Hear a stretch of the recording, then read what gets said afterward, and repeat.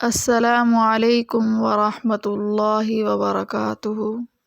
آج کے ہمارے بیان کا موضوع ہے حضرت ابوذر غفاری رضی اللہ تعالی عنہ کے اسلام قبول کرنے کا واقعہ۔ اس سے پہلے آپ ہمارے چینل کو سبسکرائب کریں، بیل آئیکن کو پریس کریں، لائک اور شیئر کریں۔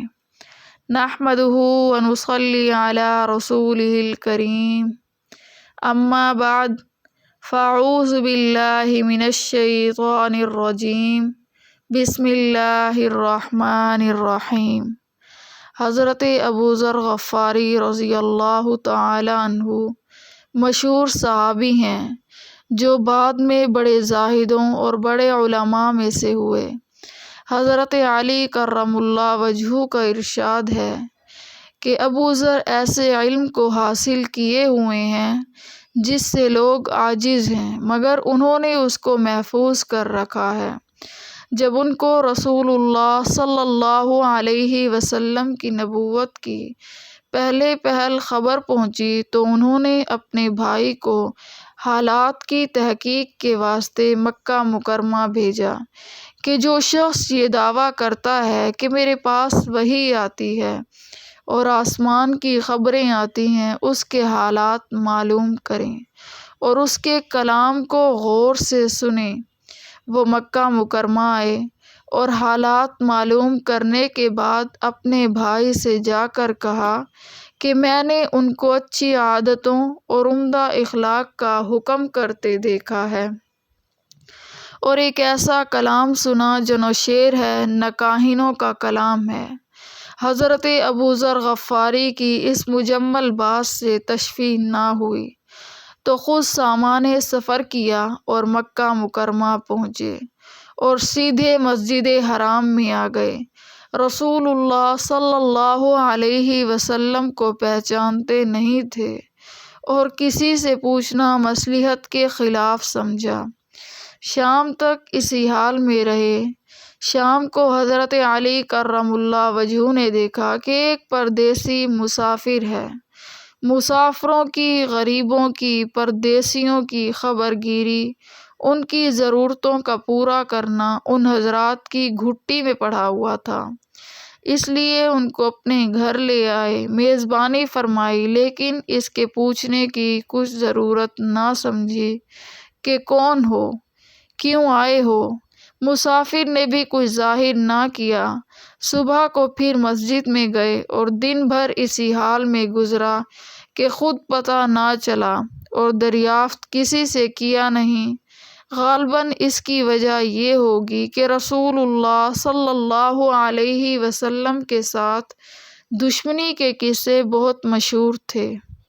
آپ صلی اللہ علیہ وسلم کو اور آپ کے ملنے والوں کو ہر طرح کی تکلیفیں دی جاتی تھیں۔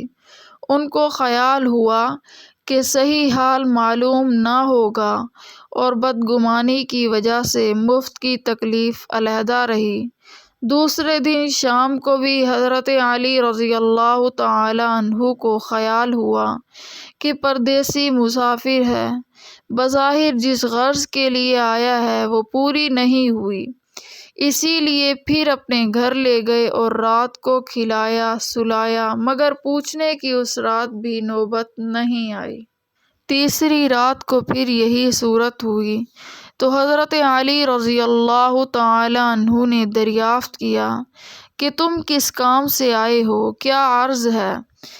تو حضرت ابوذر رضی اللہ تعالی عنہ نے اول ان کو قسم اور عہد و پیمان دیے اس بات کے کہ وہ صحیح بتائیں، اس کے بعد اپنی غرض بتلائی۔ حضرت علی کرم اللہ وجہہ نے فرمایا کہ وہ بے شک اللہ کے رسول ہیں، اور صبح کو جب میں جاؤں تو تم میرے ساتھ چلنا، میں وہاں تک پہنچا دوں گا، لیکن مخالفت کا زور ہے، اس لیے راستے میں اگر مجھے کوئی شخص ایسا ملے جس سے میرے ساتھ چلنے کی وجہ سے تم پر کوئی اندیشہ ہو تو میں پیشاب کرنے لگوں گا یا اپنا جوتا درست کرنے لگوں گا۔ تم سیدھے چلے چلنا، میرے ساتھ ٹھہرنا نہیں۔ جس کی وجہ سے تمہارا میرا ساتھ ہونا معلوم نہ ہو۔ چنانچہ صبح کو حضرت علی کرم اللہ وجہہ کے پیچھے پیچھے رسول اللہ صلی اللہ علیہ وسلم کی خدمت میں پہنچے۔ وہاں جا کر بات چیت ہوئی، اسی وقت مسلمان ہو گئے۔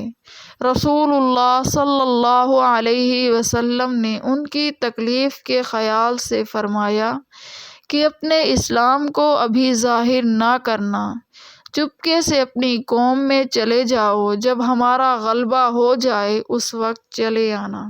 انہوں نے عرض کیا، یا رسول اللہ صلی اللہ علیہ وسلم، اس ذات کی قسم جس کے قبضہ قدرت میں میری جان ہے، اس کلمہ توحید کو ان بے ایمانوں کے بیچ میں چلا کے پڑھوں گا۔ چنانچہ اسی وقت مسجد حرام میں تشریف لے گئے اور بلند آواز سے اشہد ان لا الہ الا اللہ و اشہد ان محمد رسول اللہ پڑھا۔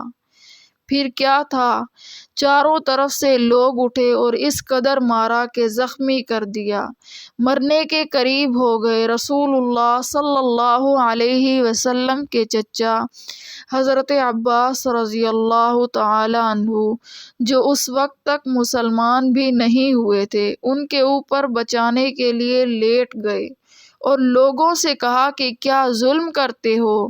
یہ شخص قبیلہ غفار کا ہے اور یہ قبیلہ ملک شام کے راستے میں پڑتا ہے، تمہاری تجارت وغیرہ سب ملک شام کے ساتھ ہے، اگر یہ مر گیا تو شام کا آنا جانا بند ہو جائے گا۔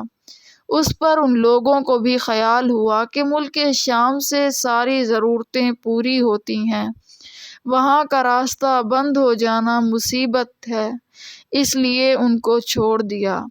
دوسرے دن پھر اسی طرح انہوں نے جا کر بآواز بلند کلمہ پڑھا اور لوگ اس کلمے کے سننے کی تاب نہ لا سکتے تھے، اس لیے ان پر ٹوٹ پڑے۔ دوسرے دن بھی حضرت عباس رضی اللہ تعالی عنہ نے اسی طرح ان کو سمجھا کر ہٹایا کہ تمہاری تجارت کا راستہ بند ہو جائے گا۔ حضور صلی اللہ علیہ وسلم کے اس ارشاد کے باوجود کہ اپنے اسلام کو چھپاؤ، ان کا یہ فعل حق کے اظہار کا ولولہ اور غلبہ تھا کہ جب یہ دین حق ہے تو کسی کے باپ کا کیا اجارہ جس سے ڈر کر چھپایا جائے، اور حضور صلی اللہ علیہ وسلم کا منع فرمانا شفقت کی وجہ سے تھا۔ ممکن ہے تکالیف کا تحمل نہ ہو، ورنہ رسول اللہ صلی اللہ علیہ وسلم کے حکم کے خلاف صحابہ کرام کی یہ مجال ہی نہ تھی۔